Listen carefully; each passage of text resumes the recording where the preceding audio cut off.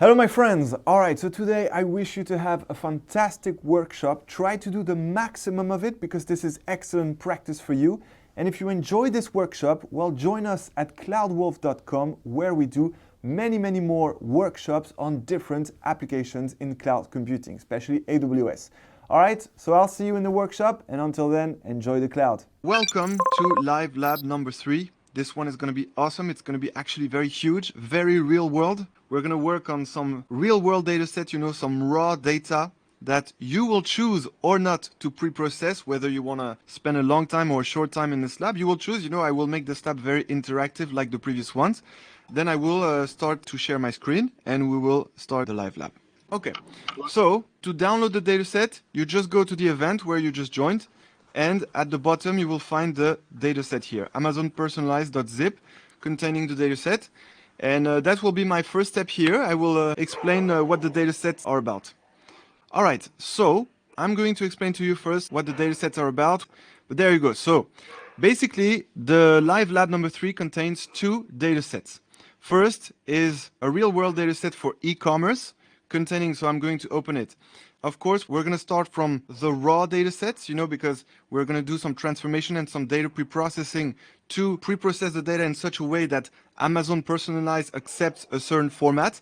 But there you go. So I'm going to open those 3 datasets, raw items, raw users, and interactions in a text editor. Okay, there we go. Perfect. Okay, so as you can see, this is a real-world dataset for e-commerce, split in 3 sub-datasets: raw users, raw items, and interactions. Okay, so let's start with raw items. So basically, these are items of some retail shops and contains many features: the ID of the item, the URL of the item where you can see the description, the name, the category, the style, the description, aliases, the price, the image of the item, gender affinity, current stock, in which stock it is, and featured. Okay, so you can have a look at the dataset. It is very real world right now, very raw. So we have to pre-process it, of course. But this is basically the dataset that contains the features, the information on all the different items of the retail stores, online retail stores. Then we have a second dataset, the raw one still, for the users, the customers of these retail stores who bought some of the items. Okay, so in this dataset you have the ID, the username, the email, first name, last name, addresses, the age of the person, gender, discount persona, selectable user. So these are different features of the user. We're not going to use them all because we're going to pre-process this dataset. But basically it contains some features, some characteristics of the users who purchased some of the items here in raw items. Okay? And then we have a third dataset, interactions.csv, which contains, of course, the interactions of the users with those items. Basically, it says which users bought which items at a specific time. The timestamp here gives the time at which a certain user bought which item. You have some other features that say if the person only viewed the item, just simply viewed the item, or just add it to the cart, to purchase it. So for this particular user, this particular row, well, this user, 3156, viewed this item, the first item, at this timestamp and with no discount. The item of the shop didn't contain any discount when that person viewed it. Okay? And however, for this row, well, that person number 605 added to cart this item at this particular timestamp, and this item had no discount. Okay? So that's what the interactions dataset is about. And so these are the datasets, the raw datasets for the e-commerce part. Okay? Then for the Netflix price dataset, well, same, you have some similar datasets. You have all the interactions of obviously the Netflix users who watched and rated some certain movies. So I'm going to open that in text editor again. Here, item ID means the movie ID. You will understand why it is called item ID later on in this lab. Here, the user ID, event type. So event type means which rating was given by a certain user for a certain movie that the user watched and at which timestamp. So I'm just going to do this row here. This row means that the user ID, the user number 1488844, watched movie number 1, gave it the rating 3 out of 5 at this particular timestamp. Okay? So that's the Netflix dataset. But then you also have a lot more information. The JSON file, we will see that later on. Movie titles, So basically for each of the movies that you see here, 1, 2, 3, 4, up to movie 100, well, you have here in the second data set the titles, the corresponding titles, okay? Then this is not important, and then this is a training set. The rest is not really important for us to look at right now, but this is a training set. Here it contains basically for each movie, so this is movie number 1, this is movie number 2, this is movie number 3, it contains for each movie which users watched the movie, this particular movie, and which rating was given by the users here, okay? So that's what the dataset is about. So now, I have a question for you, time for the next interaction. Which recommender system would you like to build today? Would you like to build the e-commerce recommender system, knowing that in this particular dataset, it's more raw, it's more real world, it's completely raw, so we will have to pre-process it. Basically, this will be the hard way, the hard path. Or would you like to build a recommender system for Netflix, where we have already the interactions well pre-processed and we won't have anything to do? Basically, I will sum it up like that. E-commerce is the hard way, Netflix is the easy way. So please choose, please share in the chat what you would like to build, and we will take a vote and we will build what the majority votes in. E-commerce. Okay, 2 points for e-commerce. Okay. Hard way, e-commerce, perfect. E-commerce. Okay, good. Hard way, no other way, absolutely. So basically, now what we're going to do is a real world project, because it's really like we receive some raw data and we will have to pre-process the data, and then we will have to adapt it to Amazon Personalize, and then we will build the recommender system. So you all chose e-commerce, that's perfect. And now I have some good news. I was just teasing you a bit. We will actually build both. Because since you chose e-commerce, and I had a feeling you would choose e-commerce, since you chose e-commerce, at some point we will have to train the recommender system. And as you can imagine, because this is a real-world dataset, it's going to take some time. And so while the recommender system is training for the e-commerce dataset, well, we will build, of course, the other recommender system for Netflix, because it is much simpler and we won't have any data preprocessing to do because the data is already pre-processed. I already pre-processed the data, in case you wanted to choose the easy way. But I knew you were going to choose the hard way, just like in the first lab. Okay? So let's do this. Now we're all going to go into the console, and now time to build this together. I really want us to build this together. So I'm going to ask you a couple of questions while we build this, so that you can, try to guess what we're going to do before I tell you what we're going to do, okay? So, well, here we go. Speaking of questions, according to you, what is the first step we have to do? So, the earliest Wolf members, yes, Sandeep got the right answer. Exactly. We're going to start with S3, because whatever we do, whatever we build in AWS, it usually contains data. And so the first step is always to upload the data into S3, because the only service in AWS where you will directly upload some data from your machine is S3. Then for all the other services, it will upload the data from S3 buckets, not from your machine. So usually the first step is always the same. It's to upload the data in S3. Okay? And that's exactly what we're going to do. So I'm going to go back to the console and we're going to upload the data in S3. But before we do this, I just have to remind this is very important, the Amazon personalized pricing. I have to be responsible and warn you of what this lab is going to cost in case you want to, just watch or, follow the tutorials and don't mind getting charged.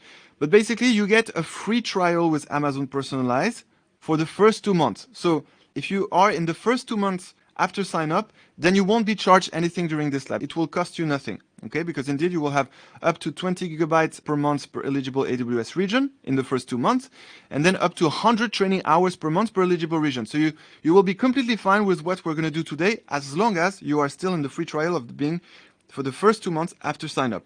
However, if you're not during the first 2 months after sign up, just know that everything we're going to do today will cost a few dollars, maybe $4 or $5, maximum 10, but this is what it would cost if you're not part of the free trial now. If you really want to be part of this free trial and not get charged anything, what you can do is create a new account right now, but I guess you might be in the first 2 months after sign up, most of you, okay?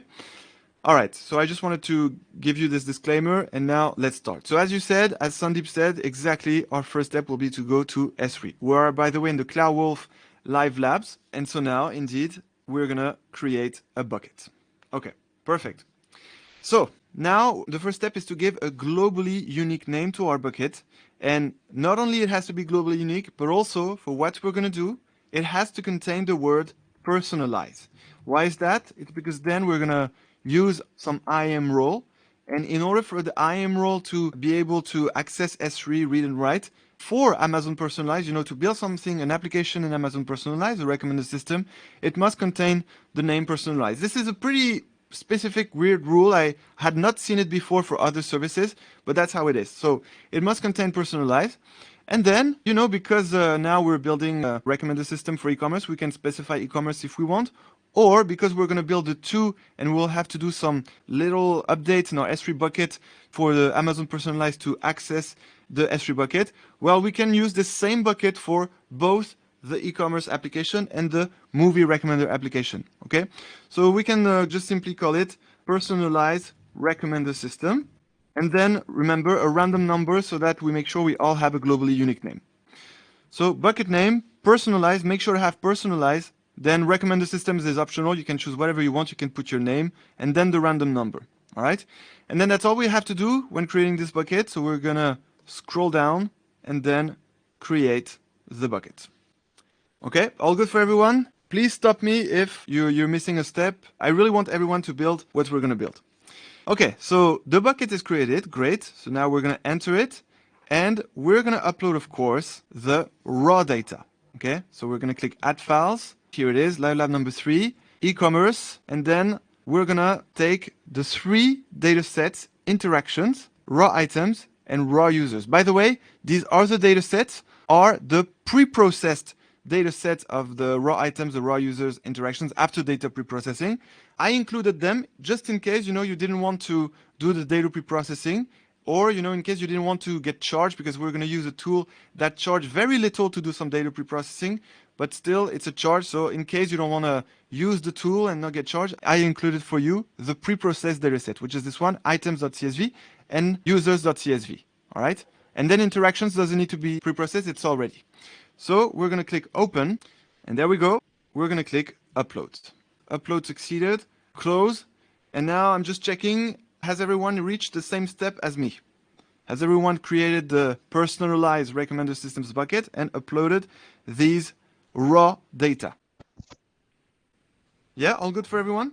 Perfect. So next interaction, now I'm going to ask you another question. Now that we uploaded the data in S3, what do you think should be our next step? Policy. Caleb is right. Absolutely. Caleb, do you mean policy in S3? For example, updating the policy of the S3 bucket, or policy in somewhere else, in another service? Bucket policy. Okay, so Caleb, you're absolutely right. We will have to update the bucket policy at some point, and this could be our next step right now. You're right. But I was thinking more of, permissions we will need to get in order to, yeah, exactly, IAM, in order to use Amazon Personalize. Basically, what we need to do now, that's the next step, is to create an IAM role for Amazon Personalize so that we get full access to S3.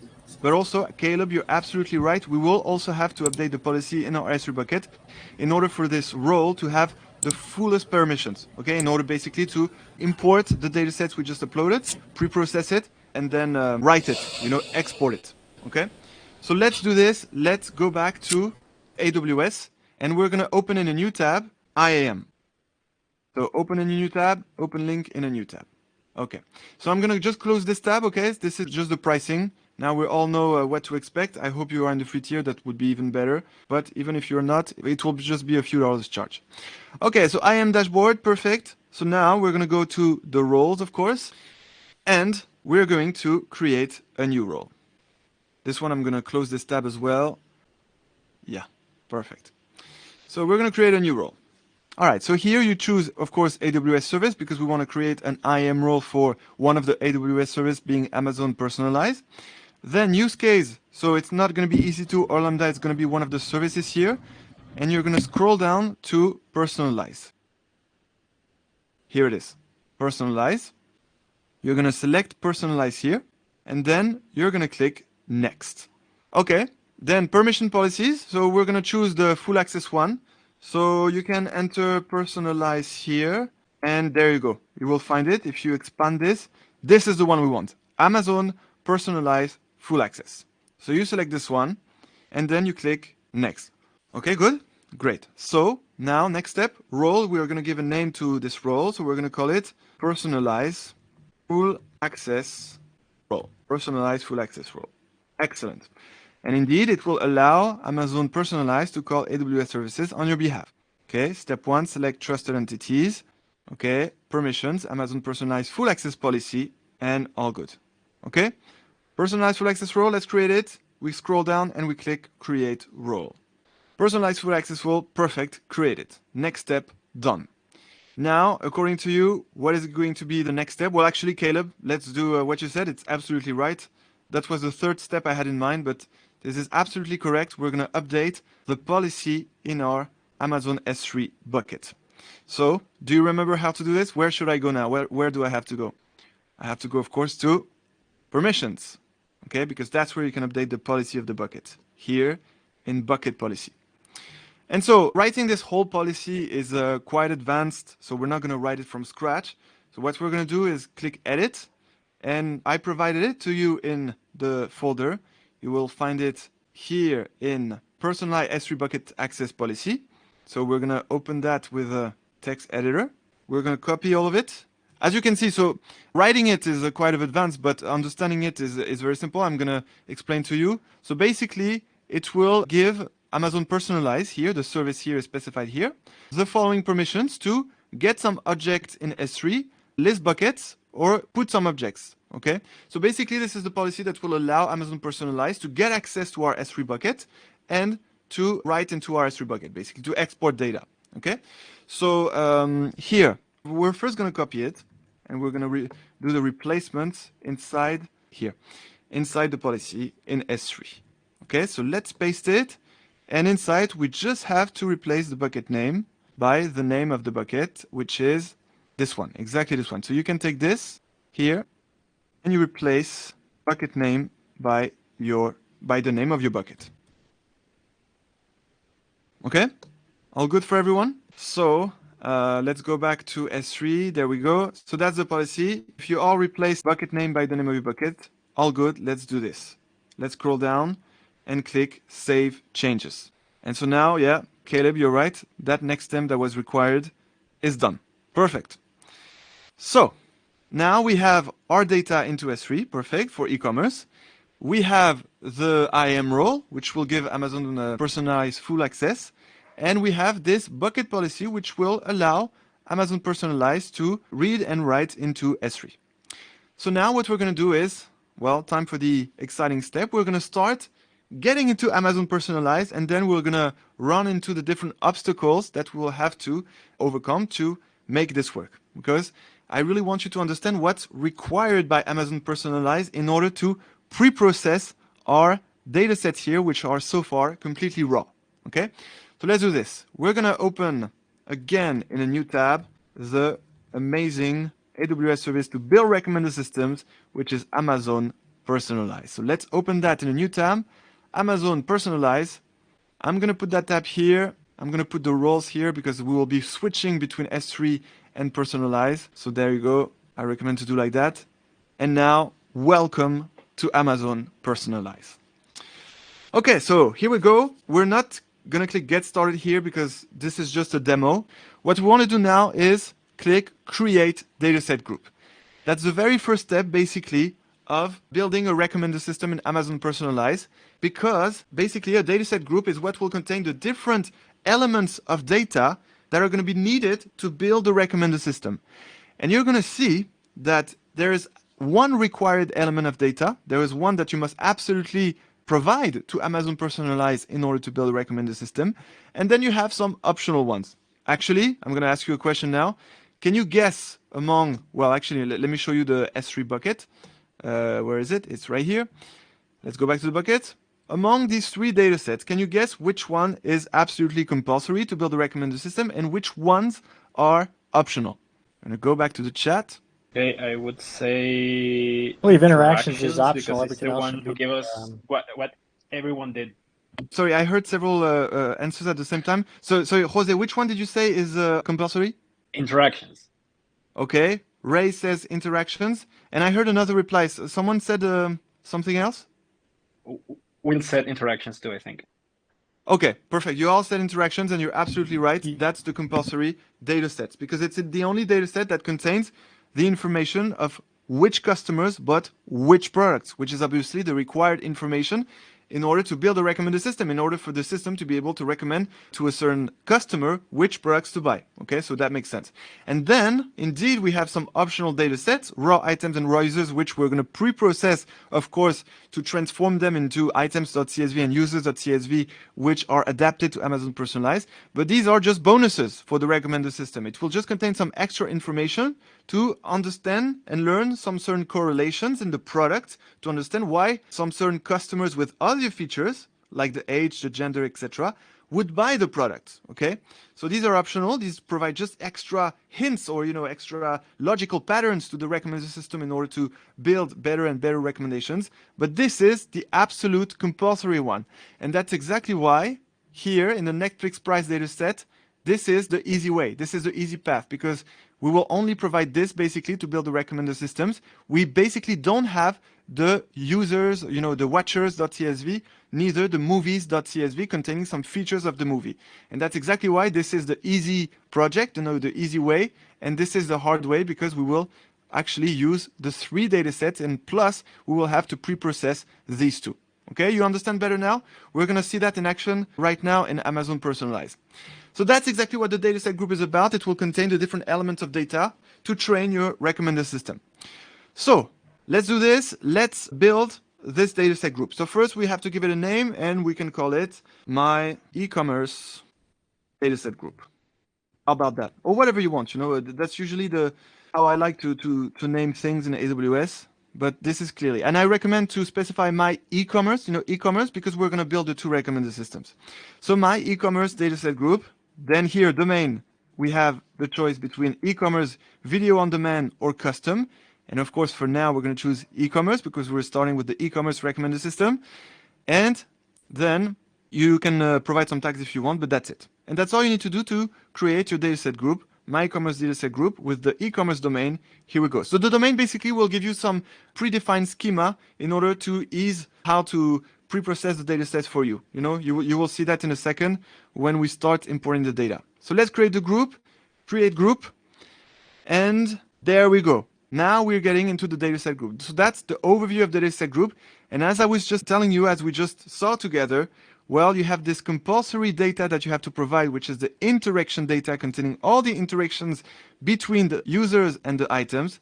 And you have these optional data sets that you can import as well to provide some extra information, some extra logical patterns to understand to the recommender system to provide recommendations. Okay, so for now, we're going to start, of course, with the interaction data. Then this is still also part of the dataset group. This is where we will build the recommender system based on machine learning, of course. And then these are optional. You have some optional features here. You can apply some business rules, etc. And then here you have the dataset group details. So now let's do the step import interaction data. Choose import method. Import data directly into Amazon Personalized Dataset or import data using Data Wrangler. Of course, we're going to choose the first option because we're going to pre-process our data with some other tools, which is called AWS Glue DataBrew. Okay, so now let's click next. And then we have to give a name to our dataset. And because it's the interactions dataset, well, we're simply going to call it interactions. How about that? Just interactions, so that it's super clear. Then the next optional dataset, we'll call them users and then items. Okay, so interactions.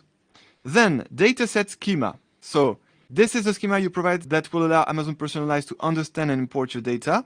Here you have to give a name to your schema. So you can say interactions schema. And here below is the schema definition. And now, please listen, this is extremely important. This is what will lead us to have to pre-process the data in order to adapt it to Amazon Personalize. Because what you see here is not just an example of schema, it is actually the required schema. It is actually what Amazon Personalize really expects for your data set to be like. Okay? So basically, in other words, your data set, your interactions data set, must contain those attributes. It must contain those features with those exact same names and those exact same types. You cannot change that. If I try to change that now, I will not be able to. I can add some other features, okay, but I cannot change this. So it must contain user ID, item ID, timestamp, and event type, okay? So let's just check in our dataset that it is like that. We're going to go back to our dataset here. And as you can see, this one is perfect. The interaction CSV file is perfect. It contains all the interactions. So we don't have to preprocess it. Everything is exactly like Amazon Personalize expect. Well, actually, let's check that we have user ID, item ID, timestamp, event type in that order because the order is important. Item ID, user ID, event time, timestamp, discount. Okay, so there is an extra feature here. So we will have to add it in the schema. And also, you have item ID first and user ID. So here, the order is not the same. And therefore, we have to put item ID first, then user ID, then the event type. Okay, so the event type is view or add to cart, then the timestamp, and then the discount. But what matters is that among the features here of the dataset, well, we have the required features, the features that are required by Amazon Personalize. Then if they are in different orders, that's okay, that's fine. We can just change the order here, right? But there must be these features. So now what we're going to do in order to make things simpler and in order to make sure that we don't make any mistake, we're going to take the JSON file, which is this one, the interactions.json file, which contains exactly, the schema of how our dataset is, It contains exactly this schema. So we're all going to take the interactions.json file. We're going to open that with a text editor. We're going to copy it. We're going to go back to the schema definition here. We're going to delete this, and we're going to paste the schema that is contained in your interactions JSON file. And as you can see in the schema, well, it contains still the compulsory elements expected by Amazon Personalize, which are item ID, user ID, timestamp, and event type. And plus, it contains an extra feature that Amazon Personalize allows you to add, which is the discount, whether the item has a discount whenever the customer views it or buys it with add to cart. Okay? So please make sure to all include this schema definition in the JSON file. And if that's the case, well, we can just scroll down and click next. I'm just going to wait for everyone to be ready. Or, please stop me if anyone has some issue. Okay? So let's do this. Let's click next. And interactions dataset was successfully created. No error, of course, because we respected the features of the schema that are compulsory, required by Amazon Personalize. Great. So now that's the next step. We have to import basically the dataset. And so we have to create what is called a dataset import job. So the first step here is to select a source. So do we want to import data from S3 or do we want to incrementally import data with APIs? Of course, we want to import the data from S3 because we uploaded the data in S3. So here we have to give a name to the dataset import job name. So because we still want to be clear about the fact that we are dealing with the interactions right now, we're going to call it interactions import job. Interactions import job.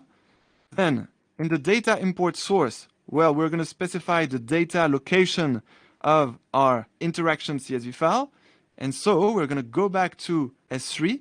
And according to you now, what do I need to give exactly to here, the data location? Choose the S3 location of the data. What is exactly this? Is it the ARN? Is it something else? Let's see. Let's go to interactions.csv. According to you, what do I need to provide here? Is it the S3 URI, the Amazon Resource Names ARN, or is it something else? This object URL? What is it? S3 URI. Exactly. Who said that?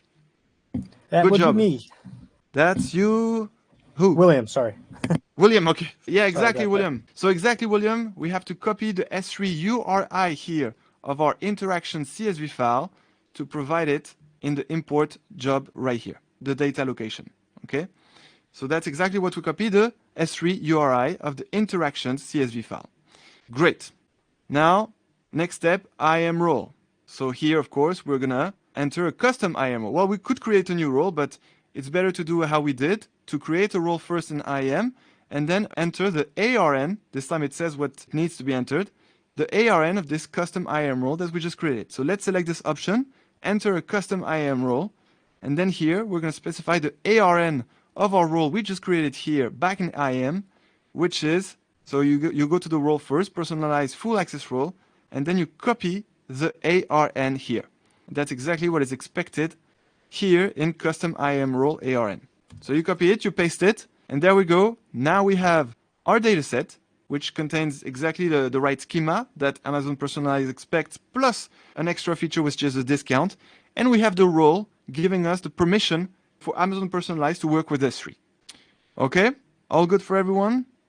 Please stop me if anyone has some issue. Now, then we scroll down. This is optional. Tags are optional. And so there we go. We're going to start the import. Dataset was successfully created. Interaction schema was successfully created. And your user item interaction dataset is being uploaded. And as you can see, it is being uploaded right here. Interactions data. Create pending. So all good. We didn't have any error. We didn't run into any obstacles so far. That's amazing. But wait for what's going to happen here for user data and item data, because we're going to have some, real world data preprocessing to do here. Now let's import the next data. We can now start with the item data. So we click import item data. And again, we're going to choose to import the data directly into Amazon Personalized Dataset instead of using Data Wrangler. So we're going to click next. Now, dataset name, this one, we're going to call it, well, items. Then create a new domain schema by modifying the existing default schema for your domain. Schema name, well, this one, we're going to call it items schema. And now that's where it starts to get quite challenging because indeed, again, Amazon Personalize expects a certain format of your items dataset. What is this format? Basically, what are the compulsory features in the items dataset that Amazon Personalize absolutely want, absolutely need? That's the item ID, obviously, with the exact same name, item ID, and this exact same type. Then the price of the item, which must be a float, and then category L1, which must be a string. So you will understand later what is a category L1, but there you go. That's exactly what is expected by Amazon Personalize. What must be contained in your items dataset for Amazon Personalize to be able to train a recommender system on it. Okay, and then of course you can add some more features. All right, so now that's where data preprocessing comes into play, because of course the format that you see right now, the compulsory format, is not at all the format that we have in our raw data, the raw items CSV file. Indeed, you see, not only we don't have the same names of those features, compulsory features, but also you see that there's going to be some missing data. There are way too many features. We don't need all these features for a recommender system to provide good recommendations, basically.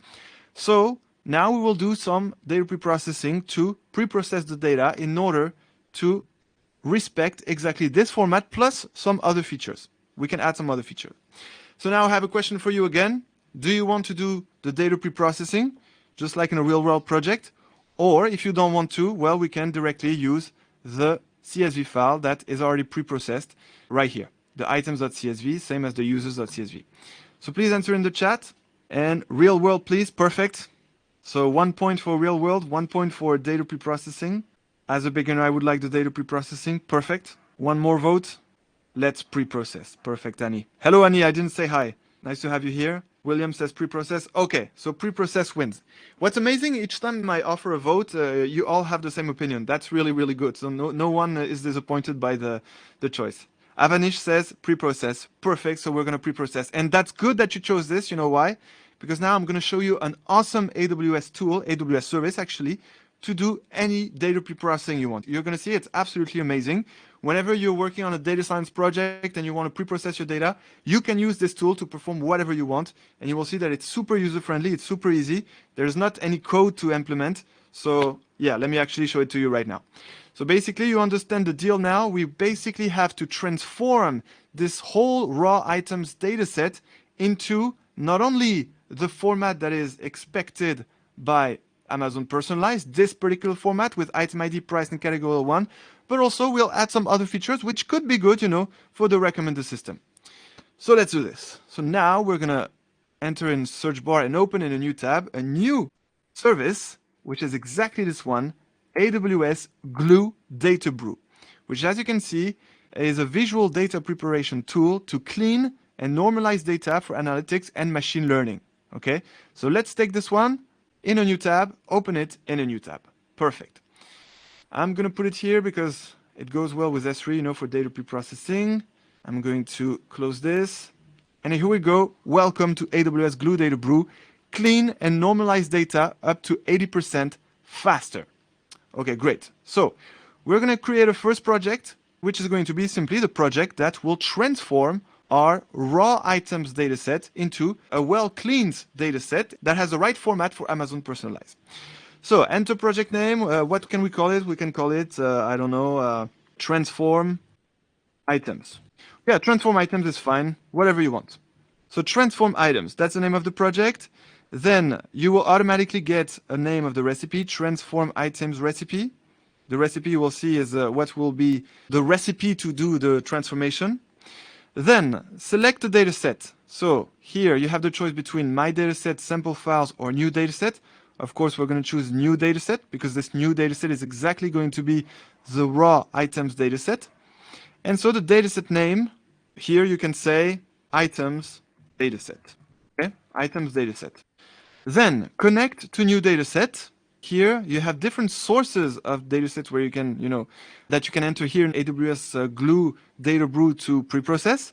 And of course, our dataset that we want to preprocess, our raw dataset, is in Amazon S3. So we select Amazon S3 here. And then here you have to enter your source from S3, meaning the bucket, okay, which is this one, S3, Personalize, Recommended Systems. That's basically the link to your bucket. So S3 buckets, enter your source from S3, perfect. And then, of course, you're going to choose which dataset in this bucket you want to preprocess. And of course, right now we're preprocessing the items dataset. And so we're going to choose raw items CSV. Great. Raw items CSV.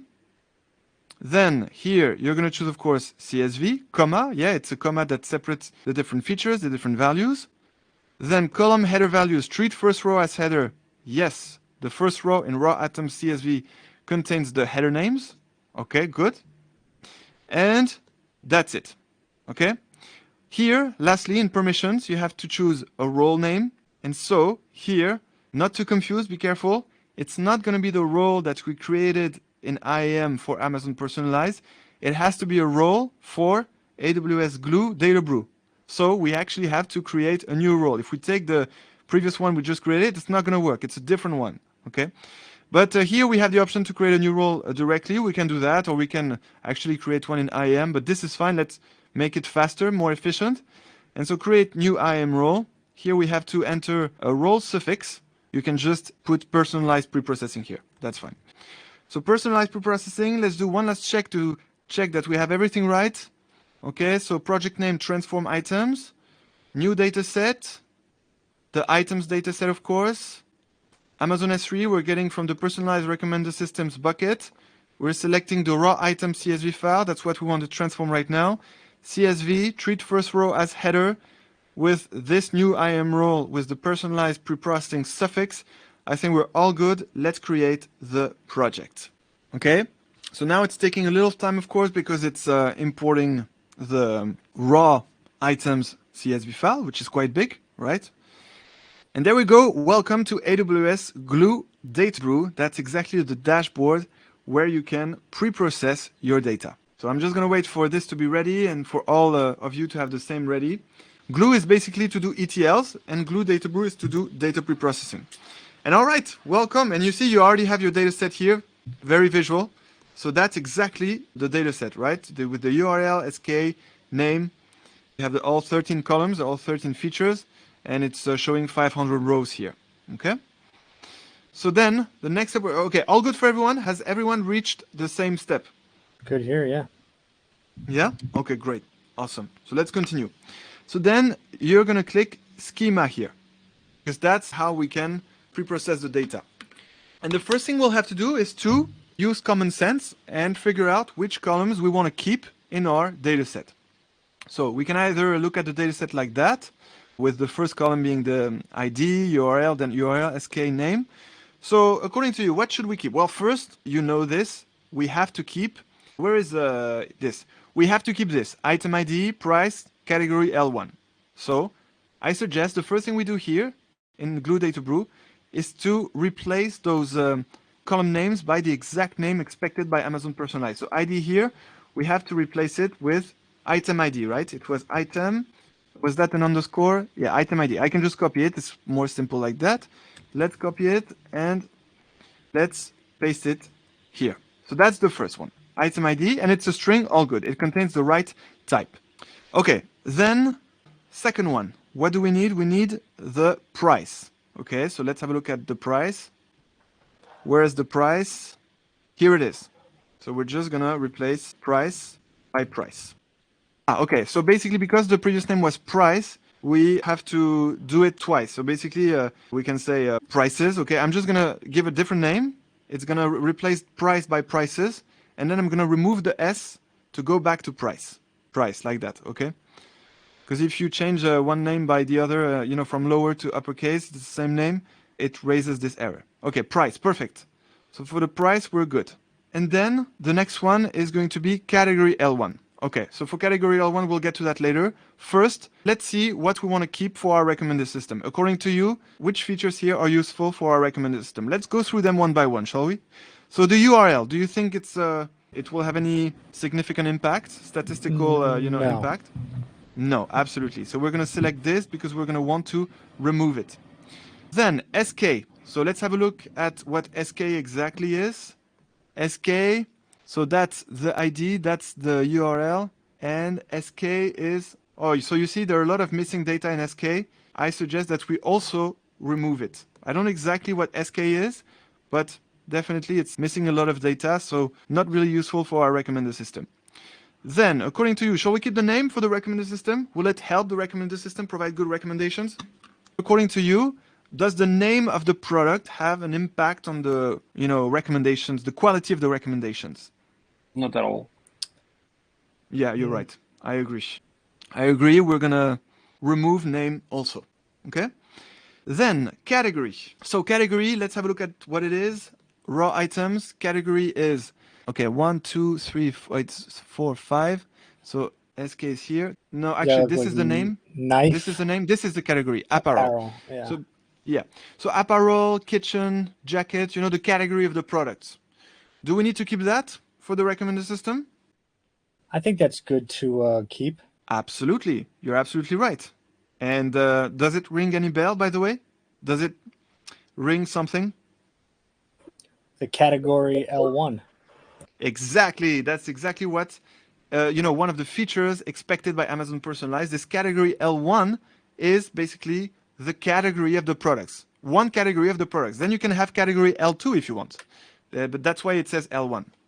So level 1, basically. I think it means level 1. I'm not sure about L, what it means exactly, but it's basically a first category type.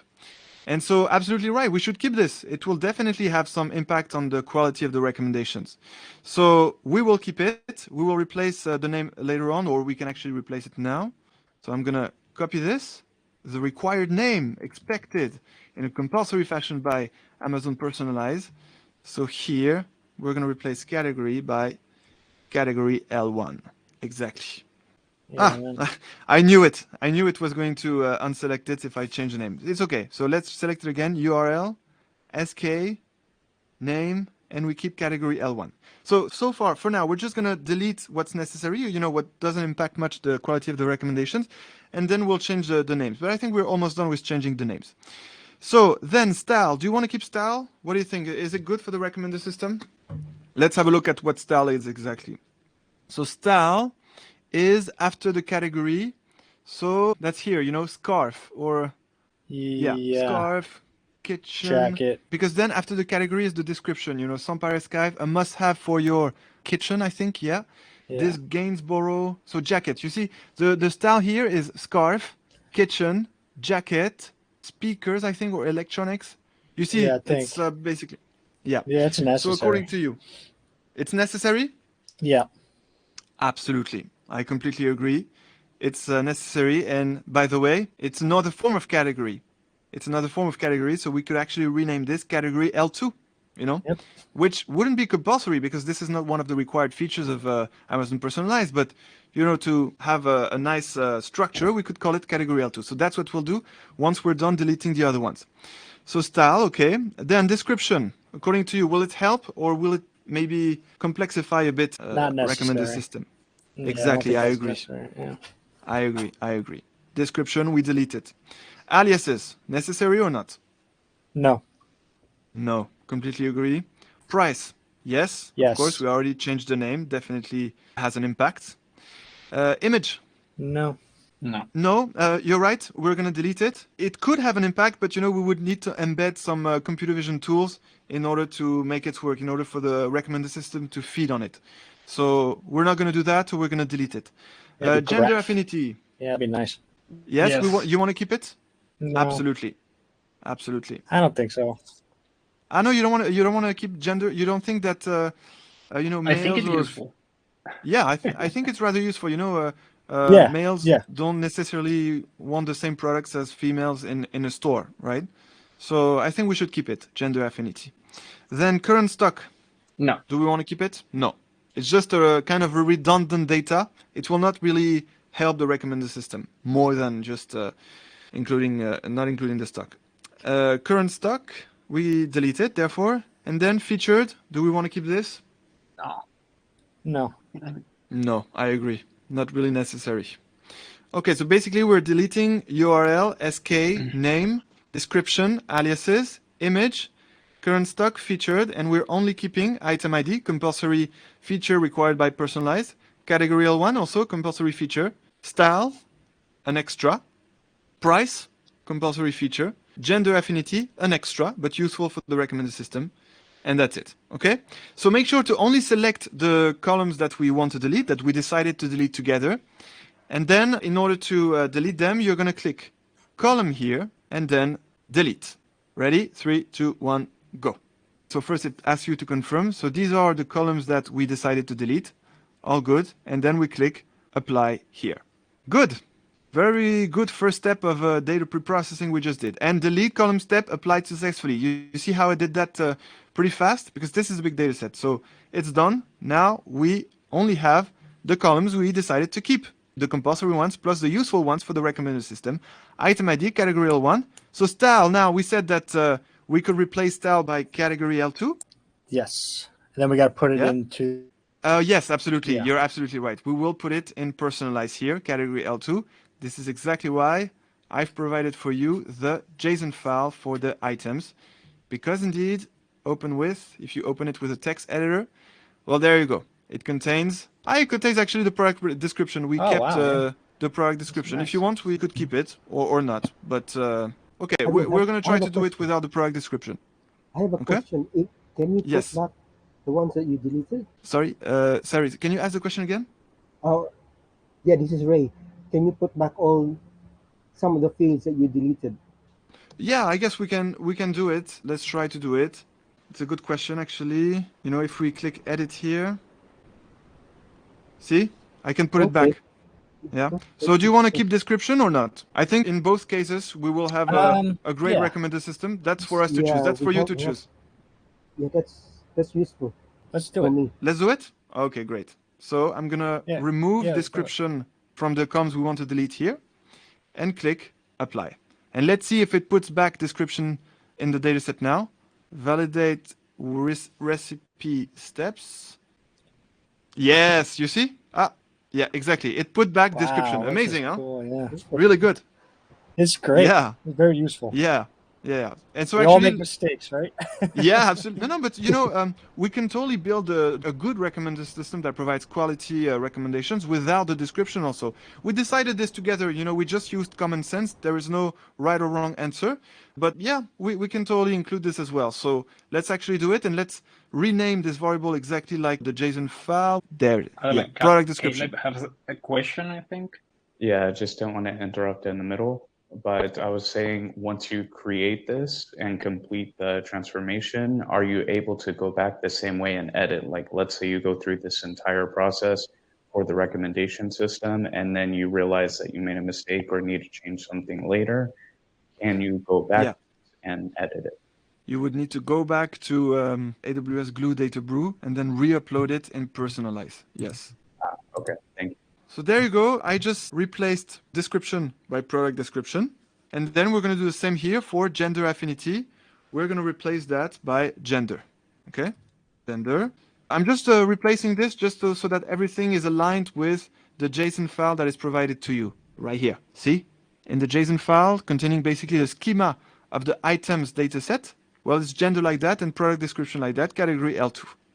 So now I think we have the data pre-processed in the exact same way as in the JSON file, containing the compulsory features for Amazon Personalize, plus the extra features that are useful to provide higher quality recommendations and that are exactly like in the JSON format. Okay? All good for everyone? Yeah. Okay, good, good. Good for me too. So I think that for the types, it's all good too. String, string, string. Doubles. We tried to put float, but we didn't find float. So I think I'm going to hide this. Yes. Yeah, double is fine. Okay. String, all good. Let's check the types one last time. No, it's not this one. Where is it? Yeah, there it is. So string, string, string, string, float, string. Okay, I think we're all good. I think we're ready to pre-process. Is everything okay for everyone? Yeah, ready to rock. Okay, good. But if we look at our data set again, well, if you look at it, you will see that it might contain some missing data. So now we're going to do the next step of data preprocessing. We're basically going to clean any feature that contains too much missing data. And a way to see this is with this here. So let me actually select the gender column, and you will see the column statistics on the right. So now it's identifying some advanced data. Let's wait for this to happen. But as you can see, in the gender column, it contains 71% of missing values. And that's, of course, way too much. So do we need to do something about that? Yes.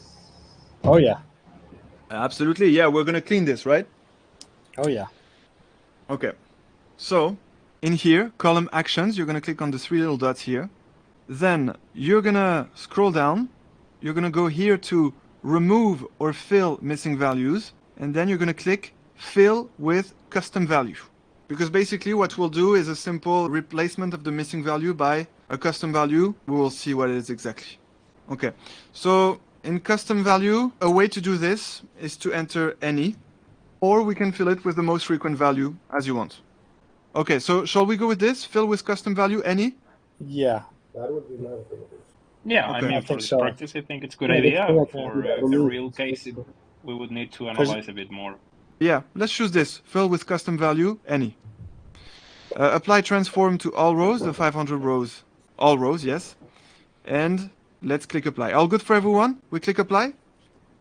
You want to preview it, or If you want. You want to preview the changes? yeah, just before applying Sure, it, sure. just in case. Because I'm interested to see if it mislabels anything, and Yeah. So where's the preview? I just click preview. Preview shown. preview shown. We will do it again anyway. Yeah. Okay. I don't know exactly where the preview is. there it you go. is. Gender. Yeah. So it Yeah. gives null. Oh no, it gives any. Oh, and then it gives you a breakdown of what it shows, female and male. Yeah. So that's before and that's after. Okay. That's good. Okay. Oh, so it basically, added any. Yeah, it adds. yeah. Any. So basically, it just replaced by any. So it's like we have a third category. Yeah. That makes How- sense. Kitchen utensils will not be specific to any gender. That's true. I think you're right. Yeah. You're right. Any gender. So what it means, it means any gender, male or female. Okay. Yeah. Okay, good. Yeah, great that you asked to show a preview. Perfect. So let's get back to the schema, and therefore let's apply this transformation. Fill with custom value, any, apply. Perfect. And then we'll check, of course, the other features, and we'll see if some others contain too much missing data, and we will do the same kind of replacement. All right, done. Filling missing value with any and gender, done. Now if we look at the grid, we will see the transformed gender feature. Cool. Great, perfect. So now schema, let's check quickly the other variables. For example, the price. Let's see how much missing data we have. 0, perfect. Price is good. Product description, 0, okay. Category L2, 0. Category L1, 0. Item ID, 0. So we're all good in terms of missing data. There was only one feature that had some missing data, the gender. And for this feature, we replaced any missing data by the new category, any. Perfect. Okay. So I think we're good with that. Is everything okay for everyone? Yeah. Okay. Perfect. So we're done with the data preprocessing of the items dataset. And so now the next step is to basically get the recipe ready. Everything we did here is the recipe of the change that needs to be applied in order to transform from the raw dataset to the new dataset. And then we're going to create the job that will perform the transformation. What's the tab on to the right there, Hadlin, that says recipe with the 10, number 10 on it? This one? All the way on the other side. Ah, this one, yeah. So that's basically the next step. You click here, recipe. This is the whole recipe of what we did, you know, the renaming of the features, deleting the columns, and filling missing value. That contains the whole recipe. What's the publish? Is that Publish here? Yeah, what's That's that exactly what we have to do next. This is the next step. We have to click publish in recipe. Yeah, you have the right intuition in this AWS Glue DataBrew. This is exactly the next step. Now we need to all click publish here. Ready? Yeah. And this will basically make the recipe itself named transform items recipe, containing all these operations, renaming these features, then deleting all these columns, and then renaming style again, and then filling the messy value in gender with any. Okay, so we're going to publish the recipe and then apply the transformation by creating a new job. Recipe transform items recipe published successfully. Great. Sorry, someone has a question. No, I was going to make a joke that whoever needs to learn SQL nowadays. Whoever needs, yeah. Yeah, no, this is really this is awesome. This saves a lot of time. This is really useful, yeah. And you don't have any coding to do or any SQL query to enter, so that's pretty cool. Okay, so now time to create the job, right? Because we have the recipe, so we can create the job to apply the transformation. So we're going to click create job here. Either you click create job here or you go to jobs here and create a new job, but let's do it from here. So create job. Job name, again, we're going to say transform items job. Okay. Job type, recipe job, items dataset and associated recipe, transform items recipe. Perfect. That's exactly the recipe we just made and published. So that's the recipe. That's our dataset. And so basically the recipe is going to be applied to transform this dataset, items dataset. Job output settings, output 1. So basically, where do we want the, transform dataset exported? Well, in Amazon S3, of course. Yes, it's going to be CSV file. We're going to keep the format because that's actually the format expected by Personalize if we choose the CSV option. Delimiter, comma, yes. Compression, none. We're not going to do some compression now. S3 buckets owner AWS account, yes, the current AWS account. And of course, we're going to specify the location of the bucket, which is already given to us. Perfect. Personalize recommender systems and the random number to make it globally unique. So we select this one. And then all the remaining steps are optionals, except the last one, permissions. Of course, here we're going to choose the second IAM role we created in AWS Glue DataBrew, of course. So basically, that's the IAM role for AWS Glue DataBrew, not the first one. So we select this one, of course. And then there we go. We're all good. We can close this. We're all good to export and to transform the items dataset. Excellent. So let's do this. Okay for everybody? Yeah. Yes. Okay, great. Let's do this. Create and run job. Okay, so created recipe job, transform items job. So the job is created. Now let's go to jobs. Excellent. And here is our output. Perfect. Wait, do we have to run job first? No, I think it's all good. It was yeah, it's running now. Okay, yeah, it's running. It's still running, so we have to wait a bit. The job, including the recipe we made containing all the transformation of our dataset is created, but now the job is running to transform the dataset. And then when it's transformed, the output will be here, and it will actually be in S3. Maybe it's already there. Maybe we can see it already. If we go back to our bucket, personalized recommended systems, do we see it already? Not yet. But at some point, if we refresh this, we should see it. I don't think there is any step left we need to do in order to export it into S3. I think it will directly export it into S3 because that's what we chose in the, the job, when we created the job. So let's see. Can you click on the job output, the one output, or no? This one? Yeah, if we click on the output. Oh, it gives you the, okay. Yeah, the location, it gives you the location. Succeeded, done, it's done. Nice. So now let's go back to S3 and let's see if it's there. And yes, it is. Yeah, got it. Yeah. Amazing. Yeah, so that's our transform dataset. We can check. We can actually download it. And we will check that it is exactly the same as the one I already provided for you, in case you had chosen to not do the data preprocessing, which neither of you chose not to do. Okay, so save here. We're going to save it in our folder. We're going to now go back to the folder. I'm going to open the item CSV, which I already provided to you in case you didn't want to do the transformation. And I'm going to open this as well in the same text editor. Sorry about the Wolf docs. And Sublime Text. Okay, so is it the same? Yes, you see, it's exactly the same.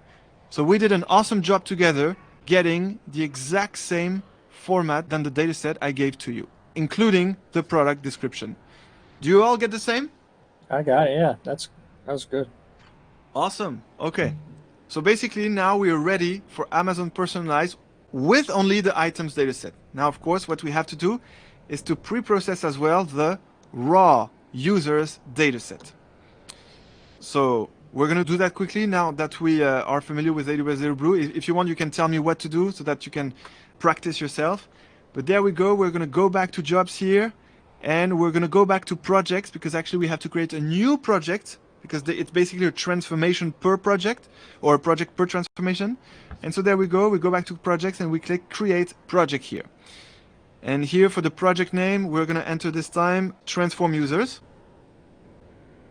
Good. We automatically have the name of the new recipe, the future recipe that will contain the transformation. All good. Create new recipe. Here we're going to choose new dataset, of course. Dataset name, we're going to call it, didn't I call it users dataset? Oh yeah, users. So many Users names. dataset, yeah. Before you go there, Hadlin, real quick, before Yeah. that, when you scroll up, import steps from recipe, would you be able to select that given that we got a recipe already made or no? No, because it's not going to be the same recipe. It's not going to be the Oh, same that's right, transformation that's that we right. apply on the users than the one we apply on the items. No, we will have to make a new recipe now. But it's going to be easier, you'll see. You'll see it will be easier. But let's do it together. It will be fun. Now that we are all familiar with AWS Glue for DataBrew, this will be fun to do it together. So yeah, users dataset, and there we go. The source, we take Amazon S3. Enter your source from S3. We take, of course, our personalized recommender systems bucket. Then we're going to choose, of course, the raw users CSV file because now we're transforming the users data. And here all good, here all good, custom parameters all good, CSV all good, CSV delimiter comma all good. Treat first row as header. Yes, I think it contains also the headers. Yes, it does. So that's the users dataset, by the way, which you are pre-processing right now to once again adapt it to Personalize. And speaking of which, well, I jumped a step here. We have to actually go back to Amazon Personalize. Where is it? We'll go back to Amazon Personalize to see exactly what is the right format expected. So, sorry about that. Let's just go back to the items. Let's just put the right JSON file here for the schema definition of the items. And then we will transform the users, okay? So, we'll go back here. We will take now the JSON schema of the items in a text editor. We're going to copy this. We're going to go back to Amazon Personalize and paste it here.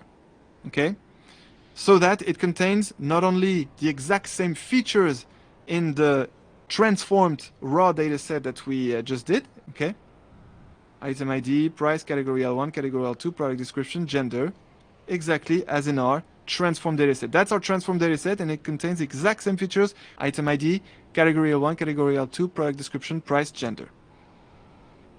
Okay, great. So now let's click next. And there we go. If we go back to my e-commerce data group. Oh, sorry, we don't go back yet. We first have to do the import job. So here we're going to say items import job. Remember, we did that already for the interactions, but now we're doing it for the items because we already have the transformed item data. Data location. So we are going to go back to S3. We're going to go to our bucket and we're going to take, so as you want, either we can take the transform one because it's exactly the same, or we can re-upload the one you have in your folder and take this one. But it's okay, let's do it just as if we do it for the first time. So we're going to take the transformed items data set. We're going to select it, copy the S3 URI, and then back into Personalize, we specify the data location of our transformed items data set. Okay, data import source. Now, IAM role, IAM service role. We're going to, of course, enter the IAM role of the first role we created in IAM, the personalized full access role, and that will be perfect. Okay, and then we are ready to do the import. All good for everyone? Yeah, can I launch the import? Okay, great. Yes. So let's do this. Start import. And there we go. The item dataset is being uploaded. It contains the exact features expected by Personalize, plus some extra ones to help the recommender system provide higher quality recommendations. All right, and now while the items data is being imported, well, let's take care of our user data.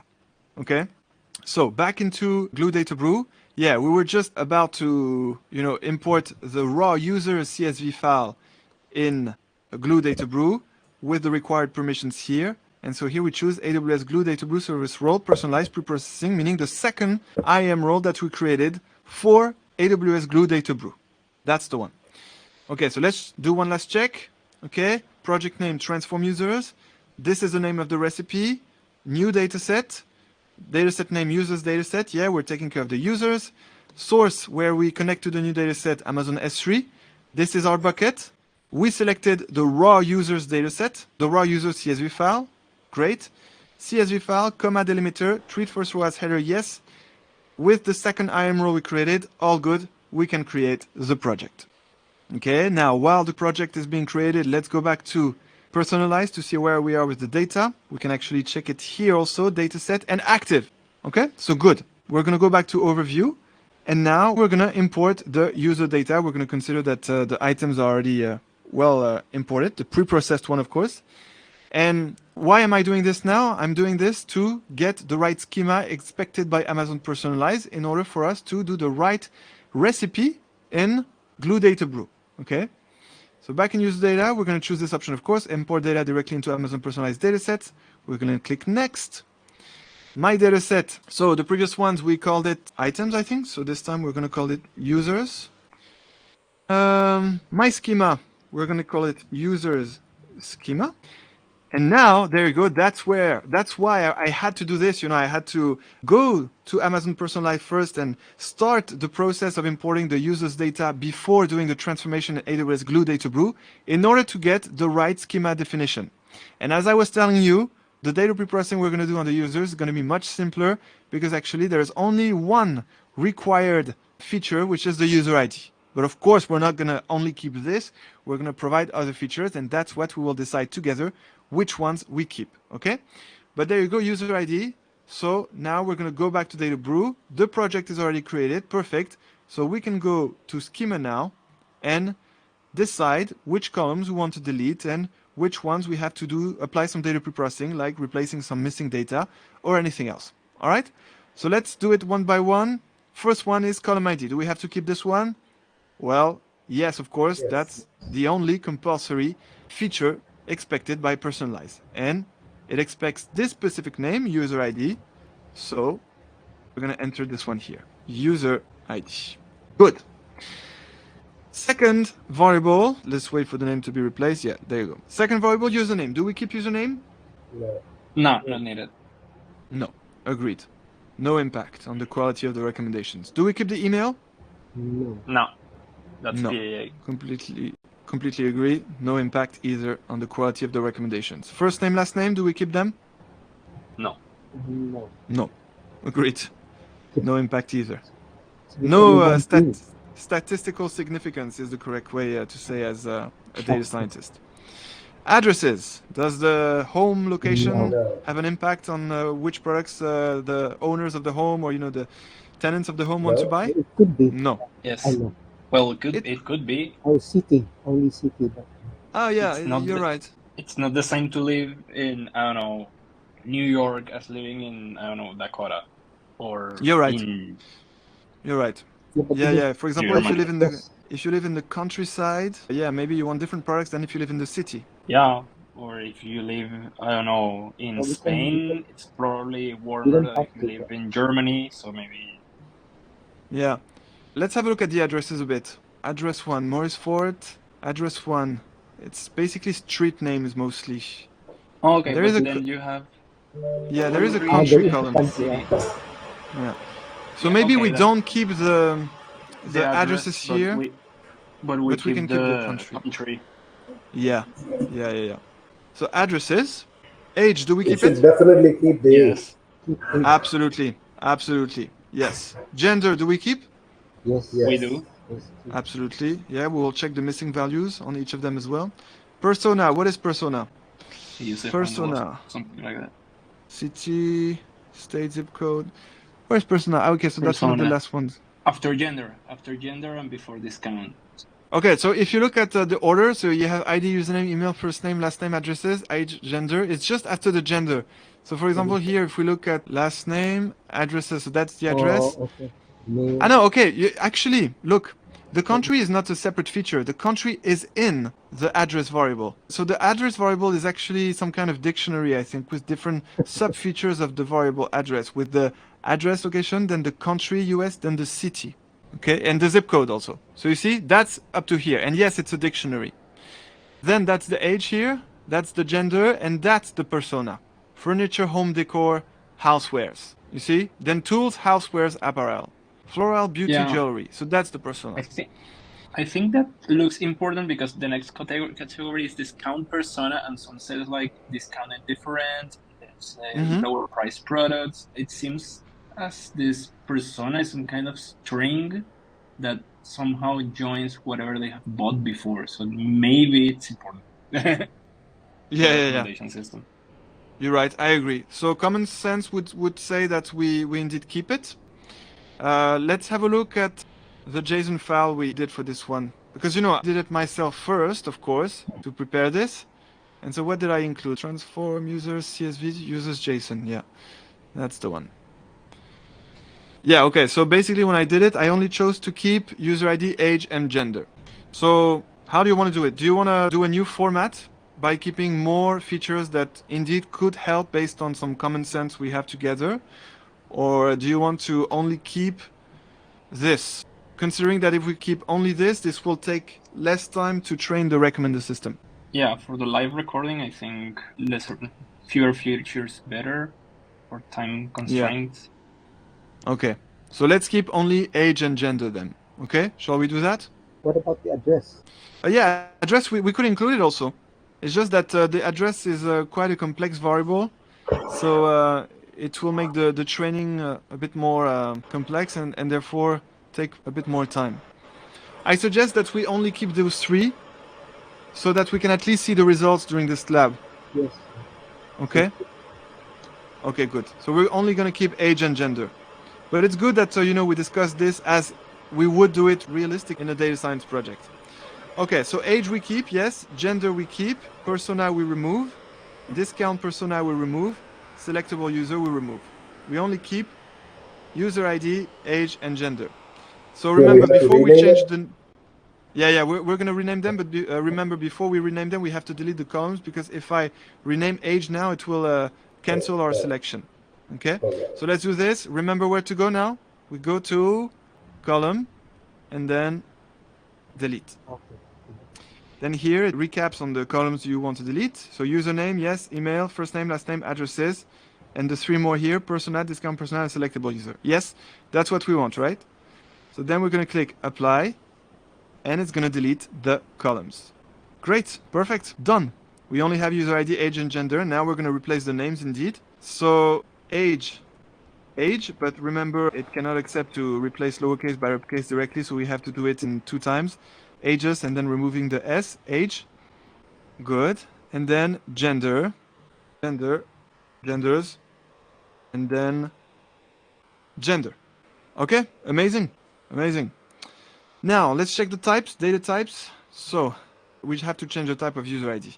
Basically, the type expected here for user ID is a string. So we're going to choose a string here. Yes, source column user ID, change type to string, apply. Excellent. So now user ID is a string.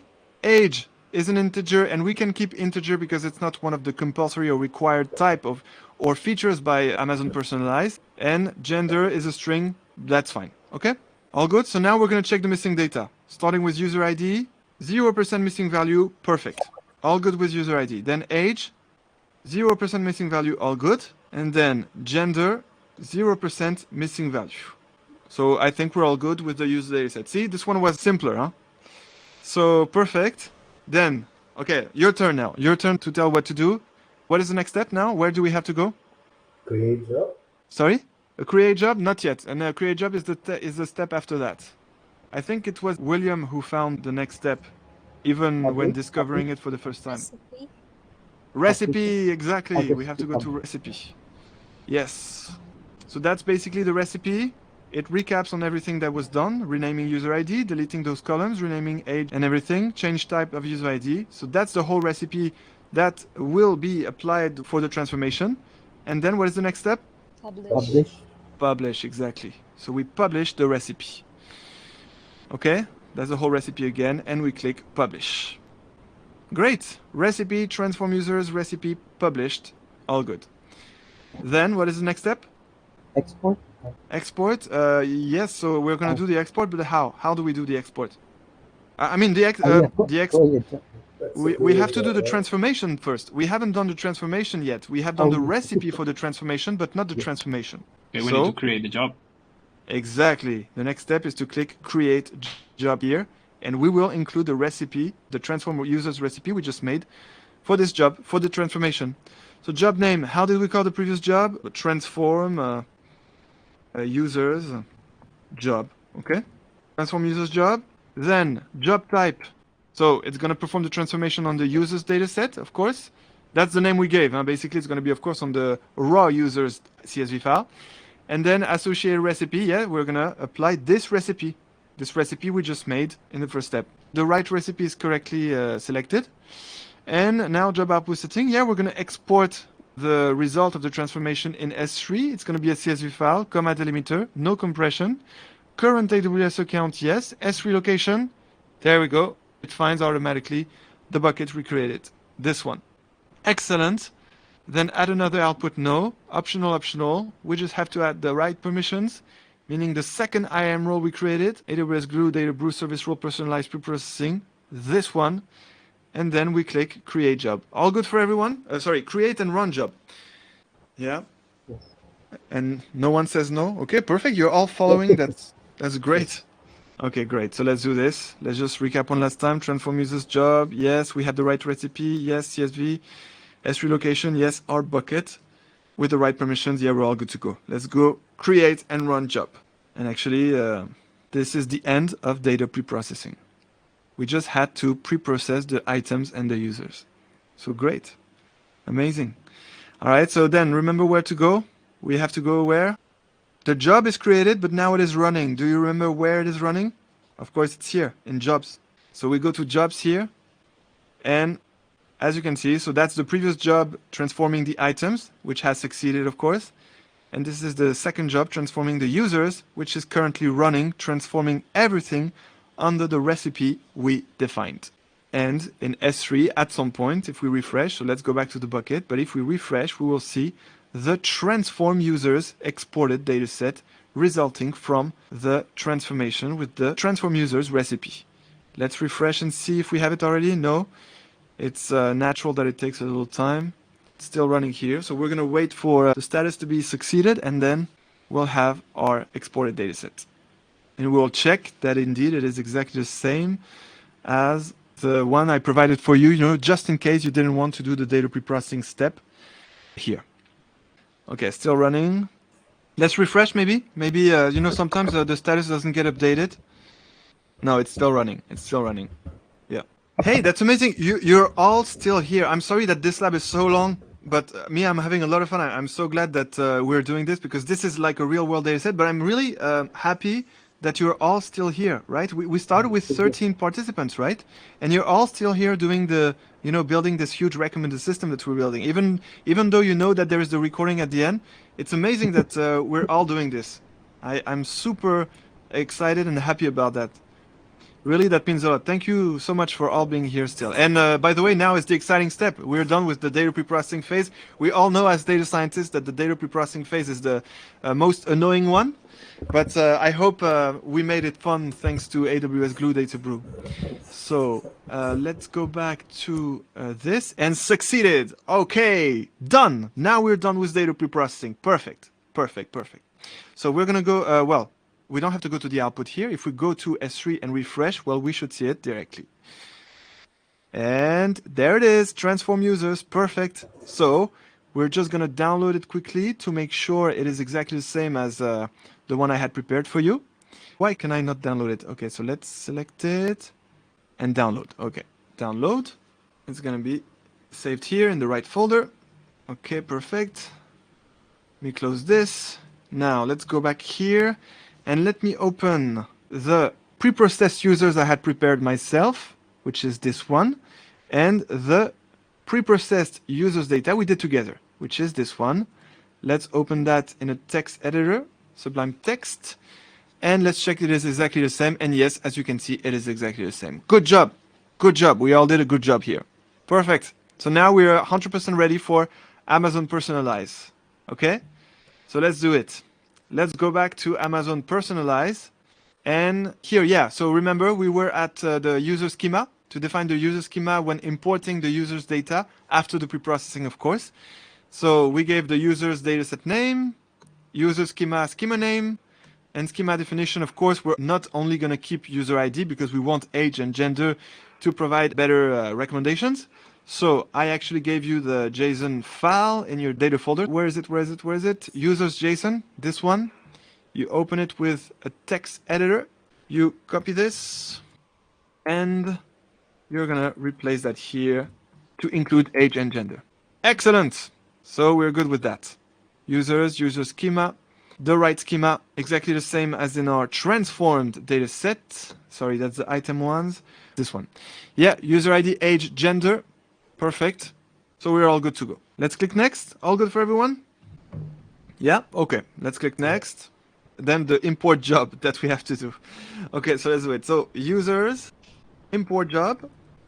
Great. Then data import source, of course, yeah, of course, we have to specify the data location of our newly transformed users data set. So let's go back to S3. Let's go, by the way, we're finished with this. I can put that here. Now we're going to play between S3 and Personalize only. So there it is. So that's the transform users data after the transformation. And remember what we have to do here. We have to get the S3 URI to provide to Personalize right here. That's what they mean by data location. Great. Then IAM role. Do we take here the first or second role we created? The first one. The first role, of course. Personalized role access role, which we created in IAM. Perfect. So I think we're all good now. Import data from S3, yes. Users import job. Data import source, yes. We have the transformed users data. Perfect. IAM role, the first IAM role we created for Personalize. So we're all ready. Let's do this. 3, 2, 1, start import. And there we go. Your user data set is being uploaded. Amazing.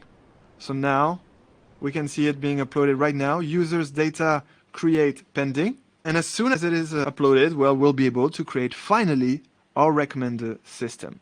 Awesome. Awesome, awesome, awesome. Active, active, and active, and yes. So now we have everything we need. Not only we have the compulsory data, but also we have the optional data, which will help make better recommendations. So there you go, my friends. We are now ready to proceed to the exciting step of building the recommender system. Are you ready? Are you all on the same page? Is it active for all of you? Do you have the 3 active data sets? Or, sorry, the question should always be, does anyone not have the 3 active data sets? interactions data, users data, items data? No? No, we're all Let's Okay, go. amazing. Let's go. we'll just Perfect. continue. Yeah. Okay, so let's do this. Create recommenders. Okay, so basically you can build many different e-commerce recommenders. We're going to look at them one by one, and then we're going to choose which one you want to build. And of course, as data scientists, we're probably going to choose the one that is based on machine learning. So first you can build a recommender system, customers who viewed X also viewed. So that's the kind of Amazon recommender systems. And it get recommendations for items that customers also viewed based on an item you specify. Then you can also build a frequently bought together recommendation system that will get recommendations for items that customers frequently buy together along with an item you specify. You can also build a bestsellers recommender system, get recommendations for popular items based on how many times your customers purchase an item. You can build a most viewed recommender systems to get recommendations for popular items based on how many times your customers viewed an item. And you can build finally a recommended for you recommender system that will get personalized recommendations for items based on a user you specify. So again, for the purpose of this live lab, so that we all get some results at the end, I suggest that we only pick one recommender system. And also as data scientists, I suggest we pick the recommender system that is based on machine learning. Do you guess which one it is among those? First one? X and other. Which one? The first one. Customers who viewed X also viewed? No, that's not really based on machine learning. The last one recommended for. So who is saying the last one? Is it No, it's me, Sorry. Ray. Yeah, Ray, it's you, Ray. Right. Okay, so Ray says the last one. Does everybody agree with Ray, or does anybody not agree with Ray? I do agree with him. Okay. So you seem to say that it's the last one. I'm going to give you the answer in 3, unless anyone opposes to that. Okay, 3, 2, 1. And you're correct. You're absolutely correct. This is the last one. And if you notice, it's the only recommender system among those we have here where, we enter a user and it will give us the output based on a user we enter. You notice that? So basically with this recommender system recommended for you, you just enter the user and then the recommender system will return the recommended products and personalized recommendations of recommended products for this user that the customer will probably like and buy. Add to cart, remember, okay? So yeah, exactly. This is the one based on machine learning because it's the one basically giving personalized recommendations per user. For each user, it will give personalized recommendations. For example, this one is not based on machine learning. It will get the recommendations for popular items based on how many times your customers viewed an item. So that's a much simpler one, Same. This one is based on how many times your customers purchased an item for popular items. This is just a frequently bought together. This is not machine learning. This is just deterministic, very simple calculus recommender system. And same for this one. So I think we will all agree that the one we want to build will be the last one recommended for you, right? To get personalized recommendations for items based on a user you specify. And once the recommender system is built and trained, we'll only have to enter a user and we will get the personalized recommendations of products that this user will probably like and buy. Okay, so recommender system, how do you want to call it? Let's call it like that. I like it like that. My e-commerce recommender system. And if we want, we can even say ML based. E-commerce recommender system. So ready for everyone? We get this one? Recommended for you, only this one. Here we go. Let's click next. Then next step. So it's just optional. It's an optional step. We don't have to do anything here because as you can see by default, it will include the 5 columns selected in the interactions dataset, the 5 columns of the interactions dataset, then the 6 columns of the items dataset, and the 3 columns of the users dataset. So basically it will include all the columns we decided not to delete when we pre-processed our dataset with AWS Glue DataBrew. Then minimum recommendation requests per second, same, these are some advanced settings, we don't need to worry about this now. So let's click next. Then this is the review step where you review everything and it actually recaps every features that we decided to keep in our datasets for our recommender system. So let's have a look. In the interactions, we indeed kept items ID, user ID, the event type, which is either view or add to cart, timestamp, and whether the product is has a discount or not. In the items dataset, we kept indeed the item ID, price, category L1, which I think was the category L2, which was the style, I think, product description, the description of the product, and gender. And users dataset, we kept the user ID, the age, and the gender. All good. So are we ready? Are we ready to build our ML-based recommender system that will provide personalized recommendations to users based on their features contained here and the features of the items contained here and their interactions in the history? Are we ready? Yes. Let's do it. Ready. Yes. Yes. Let's do this. Create Let's do it. recommender. Successfully started the creation of a one-on-one recommender, and now create pending. It's going to be built, it's going to be trained, and at the end it will provide to us some personalized recommendations. So yeah, what I wanted to say is that the common techniques of machine learning based recommendation system is collaborative filtering, content based. You even have some techniques based on deep learning with autoencoders. You can use autoencoders to do some ML based recommendation system. To be honest, I don't know exactly what techniques they use in this personalized recommendations. We can probably find that online. It's probably one of the techniques I mentioned. Collaborative filtering, content-based, user-based, deep learning, autoencoders, even Boltzmann machines can work. So yeah, Maybe a that's probably. priori or brute force. A priori is good, yeah. So a priori, so that's association rule learning. That would be probably rather used for the other recommenders we saw. Customers who bought also bought. That's an association rule.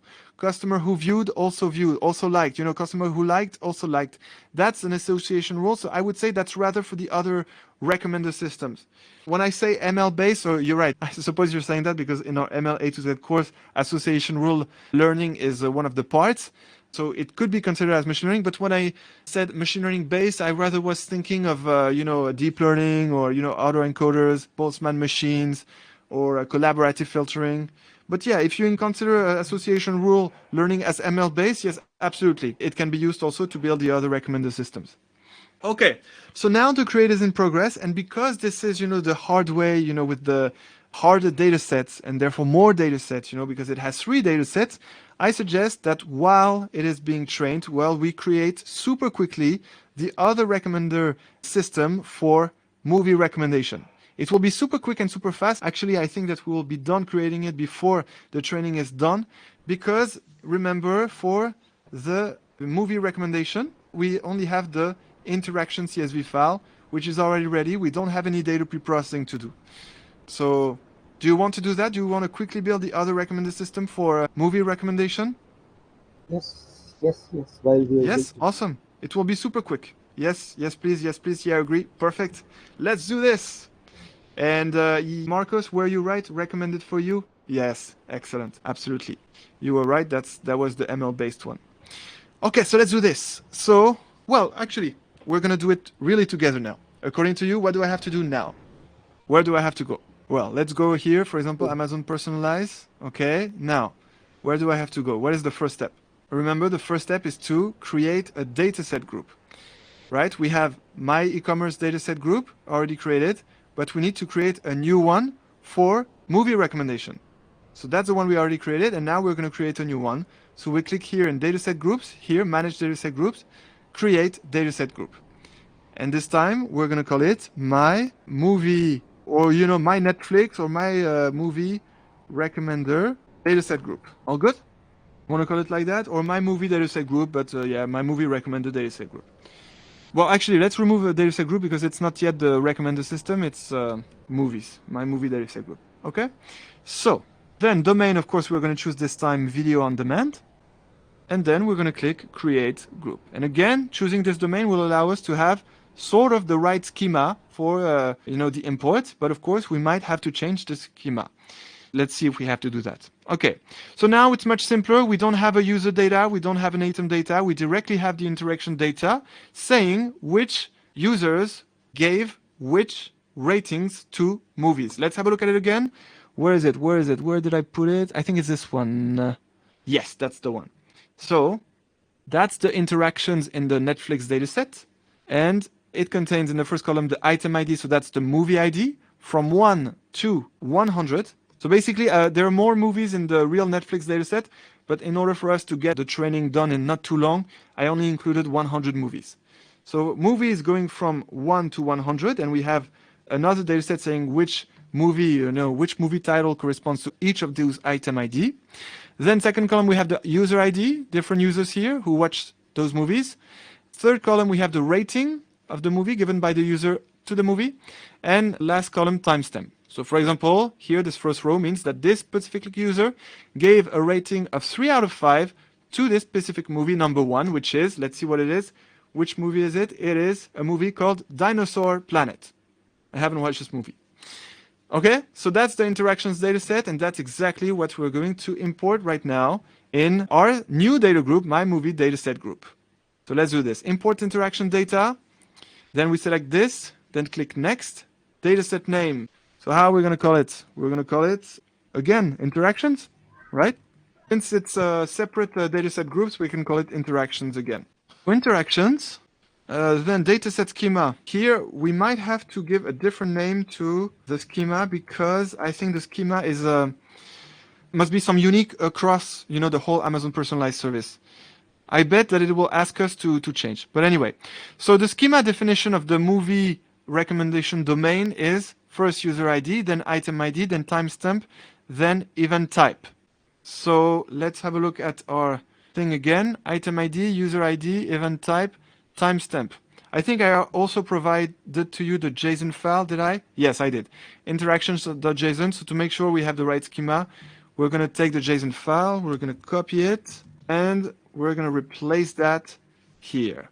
But it should be the same, huh? Okay, containing item ID, user ID, event type, timestamp. Perfect. Okay, good. So interactions, yes. Interaction schema, we might have an error raised. Schema definition, yeah, all good. Let's click next and see if it works. Yeah, that's what I was expecting. Failed to create new schema. That's all good. It's because, in Amazon Personalize, you have on the side, separately schemas, the data for schemas, and therefore they can't have the same name if you use them for another dataset group. So interaction schema, we're simply going to call it movie interactions schema. Okay? Movie interaction schema. Good. Now it should work. Let's click next. Yeah, successfully created. And now I will not forget this step. Of course, now it's the import job that we have to create by specifying, of course, where to upload the interactions data. So this one, we're going to call it interactions import job. This one is fine because we are in a different dataset group and everything that happens inside doesn't, go overboard. So interactions import job, data location. So yes, we have to, of course, upload the data in S3. So let's do that quickly. We're going to go back to our bucket. So what do you want to do now? Do you want to create a new bucket for the movie recommendations or keep this one? Knowing that if we create a new bucket, we'll have to also add the permissions here. I suggest we keep this one, right? This will be more practical. Okay? But if we do this, I'm just going to replace interactions here by movie interactions because we already have an interactions data set here. Okay? Movie interactions. Good. So let's upload it. Upload, add files, interactions. Where is it? No, that's in commerce. Let's go back to the live lab number 3, Netflix, and movie interaction CSV. Good. Open and upload. Uploading, upload succeeded. Perfect. So now it is in S3. Now it is in our bucket. There it is.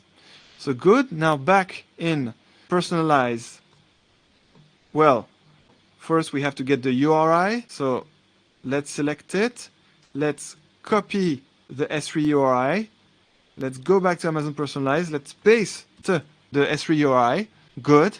IAM role. Of course, we're going to choose again the first role we created, right? So we have to get the ARN again. Here it is. ARN copied. I just copied again the Amazon resource name of our Personalized full access role, giving us full permissions in Personalize. So going back to here, paste. Now we have the role. The rest is optional, so all good. Okay, interactions import job. Movie interaction CSV perfect. Personalized full access role perfect. We are ready to start the imports. Failed to create a data import job for user item interaction dataset. Another resource with Personalize US East data import job. Okay. So I actually do have to change the import job. So let's do it again. Sorry about that. Interactions. So this is fine. This we can keep. It's just the name of the import job that we must change. I'm going to do that super quickly. There you go. And of course, I'm going to call it movie interactions import job. And now it should work. Movie interactions import job for the new job name because it's outside, it's a separate data that works with different dataset groups. It's not inside the level of a dataset group. So data location, movie interactions, all good. IAM rule, personalized full access rule, all good. All good, now it should work. Let's start the import. And there we go. Now it works. Your user item, meaning user, watcher movie interaction dataset is being uploaded. And the create is pending. Amazing. So now we have two things happening at the same time. On the one hand, our e-commerce recommender system is being trained. And on the other hand, the interactions data is being imported, as in an import job, for the movie recommender system. So what I suggest we do now is go back to our other dataset group, meaning the e-commerce dataset group, and check how we are doing with the training. So we're going to go to recommenders here, and the create is still in progress. Okay. Still in progress. Same for you, right? Okay, so create in progress. We can actually go inside and see where it's at. So yeah, create in progress. Okay. It's creating. Now let's go back to my movie dataset group and see how we're doing with the interactions data. Yeah, it's still in progress. If we go to dataset, this will be active. Yeah, but still the import job is happening and it is in progress. I suggest something. This will be the first time I do this in a lab, but because this one is so long, how about we take a 5-minute break and come back in 5 minutes to see if either one of the two has finished, completed, okay? Sounds good. Okay, great. Let's take a little break. We definitely beat the record of the longest lab so far, huh? Okay. Yeah. Learning a lot. Thanks, Adeline. Well, Thank you. Thank you for Thank saying you. that. Thank you. Yeah, I'm trying to make the labs as real world as possible, just as if we're doing a real world data scientist project. Data science in a cloud project. Because really that's what we're doing today. Okay, so let's take a break and I'll see you in a bit. So everybody is ready to continue? Let's have a look at where we are. Oh, great! Look at that. The import job for the movie recommender systems is done. Import job done. Perfect. And let's quickly have a look at the training of the recommender system for the e-commerce to see if it's ready. So going to the recommenders, create in progress still. Okay, that's normal. It takes a little bit of time to do the training, but that's okay because in the meantime, now we can build the recommender system for the movies. Okay, so let's do that. So we're going to go back to manage dataset groups here. We're going to go to my movie dataset group. And now that we have our interactions data, the compulsory data element expected by Personalize, and because we don't have any user data or item data, and since this is optional, we can continue. So here we go with the next step, building the recommender system for this time, movie recommendation. And again, we're all going to choose which one we want to build. And as data scientists, which will probably be the one based on machine learning. Okay, so here we go. Let's see what they have. So they have, because you watched X movie, you will probably watch Y movie. So indeed, that's the first recommender system that get recommendations for videos that other users also watched based on a video you specify. So this, for example, is more association rule learning, okay? Then we have more like X. We get recommendations for videos that are similar to a video you specify. Yeah, so this one is very simple one, okay? Then most popular, we get recommendations for videos that have been watched by the most users. Same, very simple one. Then top picks for you, get personalized content recommendations for a user you specify. Okay, and then last one, a new one, by the way, get recommendations for videos that are trending now. Okay, so now question to you, which one do you want to build? Which one is based on machine learning? Which one is similar to the one we chose before for e-commerce? Top picks for you? Absolutely. Top picks for you. Yeah. Again, this is the one that will get personalized movie recommendations based on a user we enter. So for this one, we'll just enter user ID and we will get in return a list of movies that the recommendation system thinks the user will like. Okay. So do we all agree that we want to build this one? Top picks for you? Yes?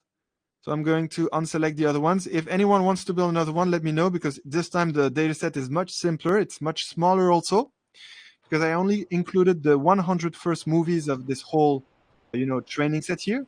Let's actually see the total number of movies they have here. They have a total of 17,770 movies. And you see, I only included the top 100, well, the first 100, so that, it doesn't take too long to train. Because the Netflix price dataset, you find it on Kaggle. It was a big competition in the past. And so, yeah, of course, there are many more movies than just 100. But just for the purpose of this training, this lab, and so that we all see a result at the end, well, I only included 100 movies. Okay, and so it will give us at the end, 25 recommendations of movies among the 100 movies for each user. Well, for a user we enter. So let's do this. Let's enter this one. We're going to call it my movie recommender system. Yes, and we only want to build this one. Does anyone want to build another one?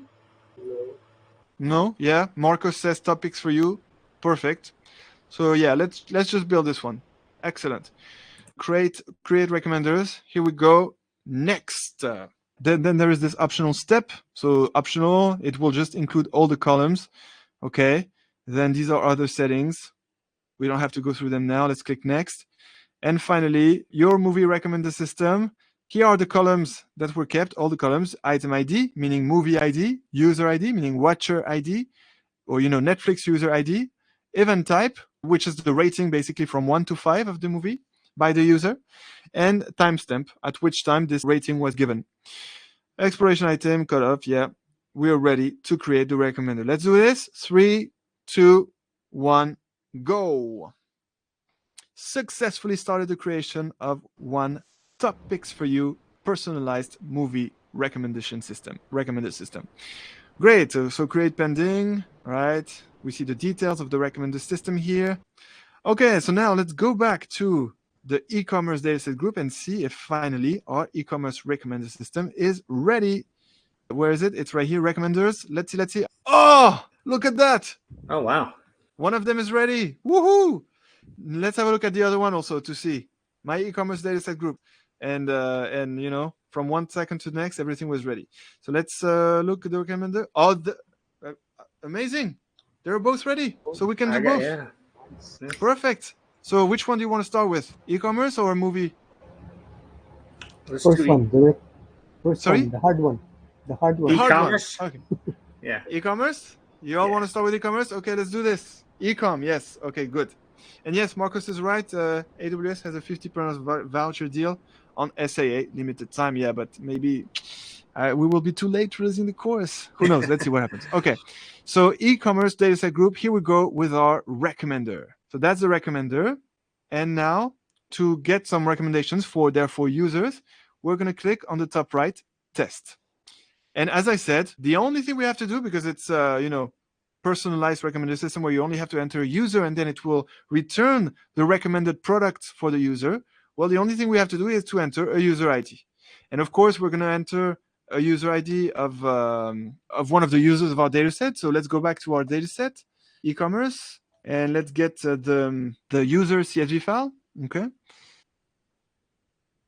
And so which user would you like to enter? Let's do 40. 40? Okay, let's do 40. Here we go. Where am I? Here. Okay, enter ID 40. Okay, and then we simply click get recommendation. Are you ready? 3, 2, 1, go. And here are the top 25 product recommendations for this specific user ID number 40. Here it is. And now to see what it is, well, let's see. We just have to copy this. Then we just have to go back to we can take this time the raw items, to get a more proper description of the item. So we open this with Sublime Text.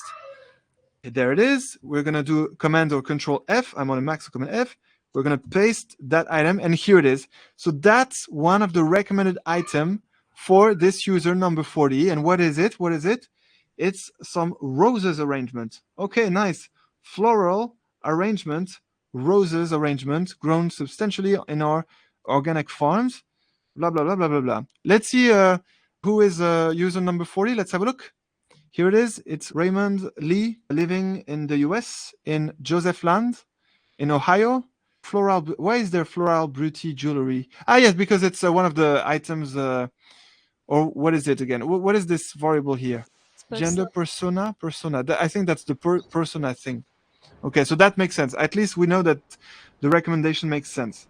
Let's have a look at another recommendation. For example, this one.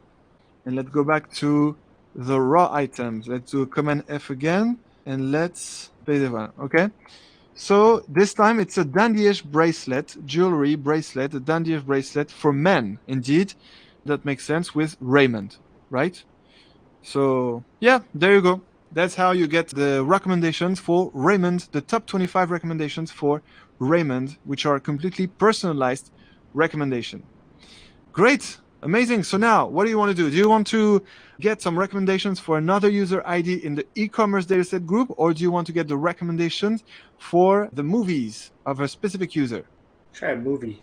Movies. Yeah, let's do movie. It will actually be more fun because we'll be able to see which movies exactly some user like, and maybe that's movies we saw before. So indeed, let's do that. Thank you for the recommendations here. Let's go back to the dataset groups. My movie dataset group. The recommender system is ready. We go inside, we click test, user ID. So which user would you like to enter? So let's go back to here. Let's go back to the Netflix price data set and the user. So, well, here that's basically by movies. But in order to get the users, we can actually go here, for example. And yeah, we just have to pick one of those users here, basically. So which one would you like to get? Which row? You can tell me a row number, and I will pick the user from it. 17. 17, this user. So you see, I'm taking the user ID here of row 17, and then back in Personalize, I'm going to enter the ID of that user in row 17, which has the following ID, this one. And I'm going to get the top 25 recommended movies for this particular user, and we're going to be able to see which movies exactly are those recommended movies. There we go. These are the top 25 movies that our recommended system thinks this user ID here will like, or will give good ratings. So let's see what is movie number 8, 28, and 58. Let's have a look. So no, sorry, it's here. Where is it? Here, right. Number 8. So our user likes, this very popular movie. I remember this movie. What do we know? It made some huge box office. I don't know if you watched this movie, but it was very successful. So that makes sense. Then it was number 28. Lilo and Stitch. Yes, you said it before, Jose, I think. It was you or William? I don't remember. Yeah, what's me? Yeah. Okay. So Lilo and Stitch makes sense. And then number 58, Dragon Heart. I haven't watched this one. Okay, cool. Do you want to do for another user, or do you want to check out some more movies? This person likes, for example, let's do 83 and 18 and 52, and then we'll see if we want to continue. 83, 18, and 52. So 83 is Silkwood. I haven't watched this one yet, from 1983. That's an old one. 18, it says. 18 is Immortal Beloved. I haven't watched this one as well. And the last one was 52. 52 is The Weather Underground. Haven't watched this one either. If anyone knows. But yeah. So you see how it works? That's basically the recommendations returned by the personalized ML-based recommender system. So that reaches everything that I wanted to show you in terms of how to build a recommender system. Okay, so that is the end of this live lab. We built 2 recommender systems trained on 2 real-world data sets. Well, the e-commerce one more real-world than the other. But there we go. That marks the end of our live training. I hope you liked it. Please comment. Please provide your comments in the event recording to share what you thought. Thank you so much for attending until the end. This was a super long live. That's because I only wanted to make it as real-world as possible, as realistic as possible. And thank you so much. Yeah, I look forward Thanks, to seeing you Adlin. in the next live lab. Thank you, Kevin. Thank you. Awesome. Thank you. Okay, and enjoy inside the platform, and enjoy the CloudWolf. Continue your learning, and get closer to that Tony Stark in the lab, in the cloud lab. Thank you so much. Thanks, guys. Bye bye. Yes, I will get some rest, definitely, and some good dinner.